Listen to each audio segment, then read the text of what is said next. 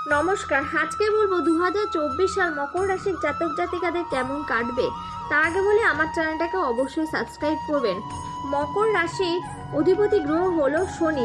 আর 2024 সাল নিউমোলজির ক্ষেত্রে কিন্তু 8 মানে টোটাল যোগ করলে 2024 8 হয়, তাহলে এই বছরটি কিন্তু শনিরই সংখ্যা। তাই 2024 সাল কর্মফলের দেবতা শনির কিন্তু বিশেষ লক্ষ্য দেখা যাবে।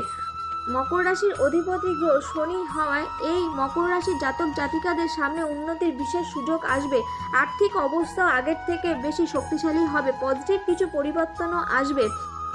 2024 সালে মকর রাশি জাতক জাতিকাদের একের পর এক নতুন সুযোগ আসবে। কেরিয়ারের যে কোনো দিকেই আপনি হাত দেবেন, বড় সাফল্য আসবে। আপনার জয় অপেক্ষা করছে, তবে নিজের কাজে একটু সময় দিন এবং মনোযোগ বাড়ান। সতর্কভাবে কাজ করলেই সাফল্য নিশ্চিত। নতুন নতুন কোনো জিনিস শেখার প্রতিও আগ্রহ বাড়বে, এই জন্য আপনার কেরিয়ারে উন্নতিও এবং প্রমোশনও হতে পারে।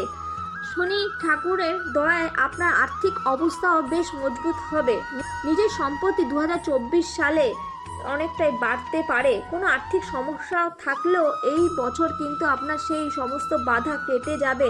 যদি কোনো সম্পত্তি ক্রয়ের কথা এতদিন ভাবছিলেন, এই বছর কিন্তু আপনার জন্য শুভ। বিনিয়োগের জন্যও কিন্তু আপনার এই বছরটি যথেষ্ট ভালো। বড়সড় আর্থিক লাভেরও আপনার সম্ভাবনা রয়েছে।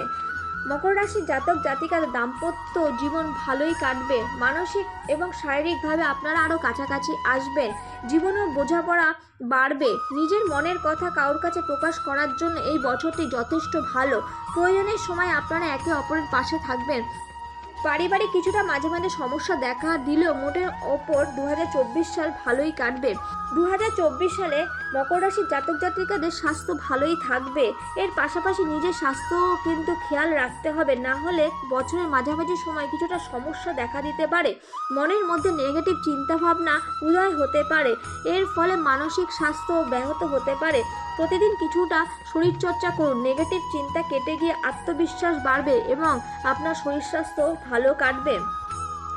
মকর রাশি জাতক জাতিকাদের এই বছরের শুভ সংখ্যা হচ্ছে 4 এবং 8। শনি সাড়ে সারির শেষ পর্যায়ে আপনাদের, তাই এই থেকে আপনি মুক্তির জন্য এর ফলে আপনি প্রতি শনি বা শনি স্তোত্র পাঠ করতে পারেন বা প্রতি বুধবার দুর্গা নিবেদন করতে পারেন গণেশজিকে। এর থেকে কিন্তু আপনারা যথেষ্ট ভালো ফল পাবেন। আজকের জন্য এইটুখানি। নমস্কার।